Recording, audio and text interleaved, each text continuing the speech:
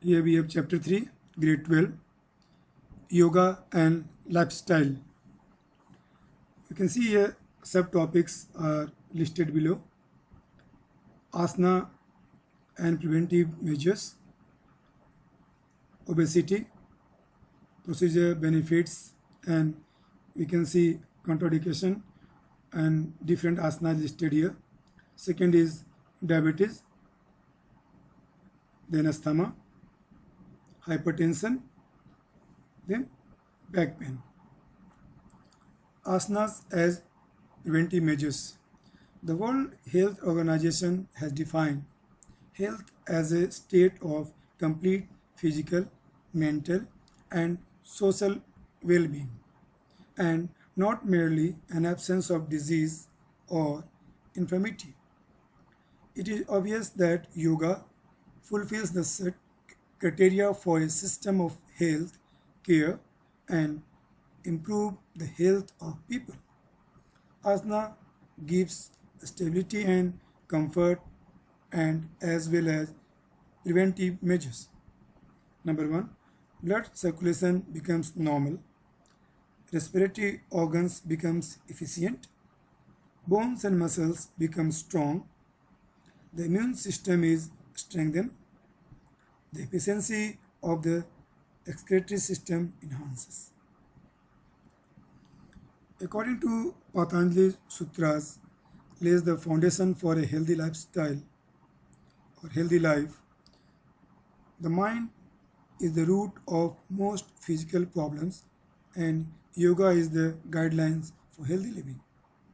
Yoga lays great emphasis on asana and pranayam to prevent illness and to preserve health.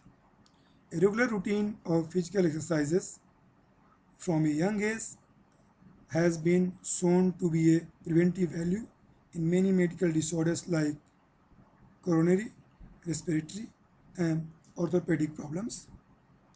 The practice of yoga develops confidence in a person, especially when recovering from an illness. Yoga is particularly valuable as one grows older. Apart from the asana pranayam, the other guidelines for good living laid down by Patanjali reinforce a healthy body and mind.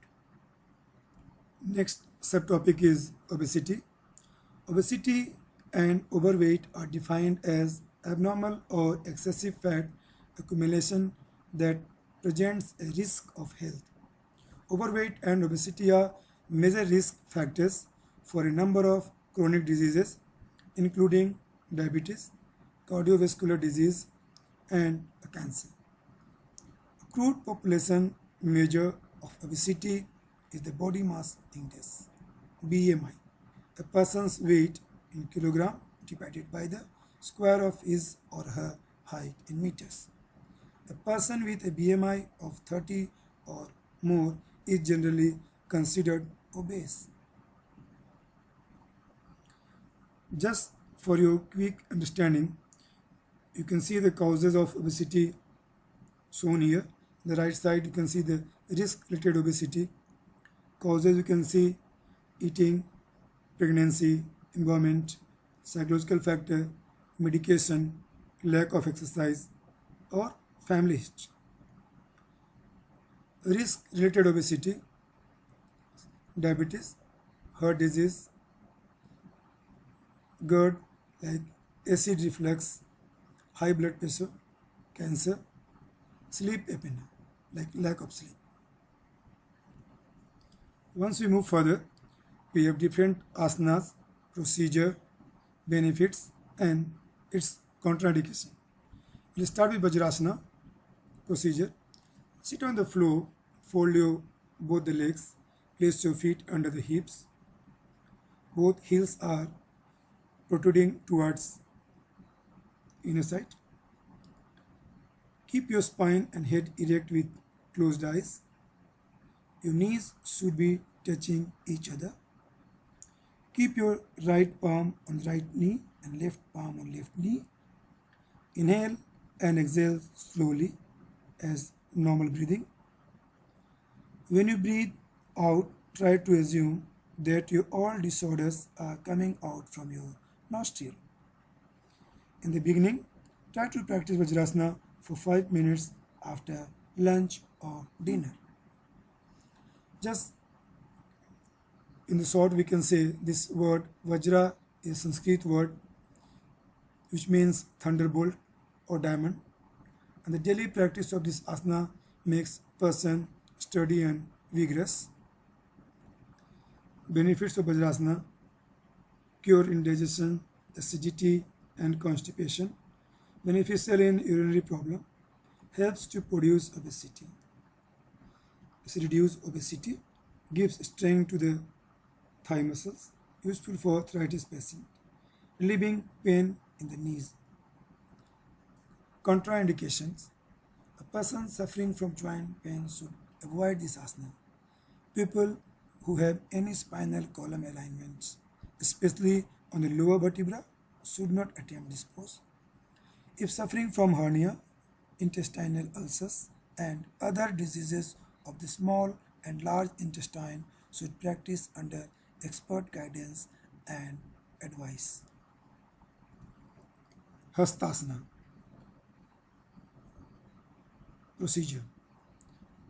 Taking a deep inhalation, raise the arms above your shoulders and head. Bring the fingers to interlock, and as you exhale, go onto your toes high up. While keeping the toes on the ground, inhale and feel the stretch at the shoulders and neck. The deeper the stretch upwards, the deeper the pose, and try and balance the body on the toes, bringing the focus to any one point with the eyes. Remain stretched upward for about 8 breaths. Release the pose by stretching the arms backward. As you exhale, bring the arms down and feet on the floor. Benefits of Hastasana: clear up congestion, improves digestion, improves pulmonary function, stimulates nervous system. Contraindication: avoid during neck pain, and once you have arm and shoulder pain, should not perform this asana. Trikonasana is also called as triangle pose. Here we have procedure. Stand with feet apart, 4 to 5 foot approx. Keep the knees straight. Turn your left foot completely to the outside and the right foot less than 45 degrees to the inside. Keeping the heels in the line with the hips. The arms are spread out to the side, parallel to the ground, palms facing down. The trunk is extended as far as is comfortable. Once the trunk is fully extended to the left arm is dropped so that it reaches in the front of the right foot. The right arms are stretched and the head is often turned to gazing at the right thumb, slightly intensifying spinal twisted counterclockwise using the extended arms as a lever. Hold this position for 5 to 10 breaths, then change side and repeat the posture again. Benefits of Trikonasana: helps in stretch hips, back muscles, chest and shoulders. It improves the flexibility of the spine, correct alignment of shoulders. It relieves from backache, gastritis, indigestion, acidity. Reduce stiffness in the neck, shoulders and knee. Strengthen the ankles, thigh, calves and tones the ligaments of the arm and leg. It also stimulates the nervous system and alleviates nervous depression, strengthen the pelvic area. Contraindications: avoid doing this pose if you are suffering from migraine, diarrhea and low or high blood pressure. This asana should not be performing who has severe back or neck pain. Those with high blood pressure may do this pose, but without raising their hand overhead, as this may further raise the blood pressure. Those who has heart problems should perform against the wall and without raising the arms. Cervical spondylitis should do it with proper precautions and under the supervision. Ardha Matsyendrasana procedure. Keep the right foot by the side of the left buttock. Keep the left leg on top with the foot in the front of the right knee and the left knee raised upward, or the left foot can be placed by the outside of the right knee or right thigh. Inhale and raise the arm or shoulder high, keeping the elbow straight. Exhaling, twist to the left. Place the right arm by the outer side of the left knee and hold the left ankle with the right hand. Take the left arm behind the back and rest the back of the left hand against the right side of the waist.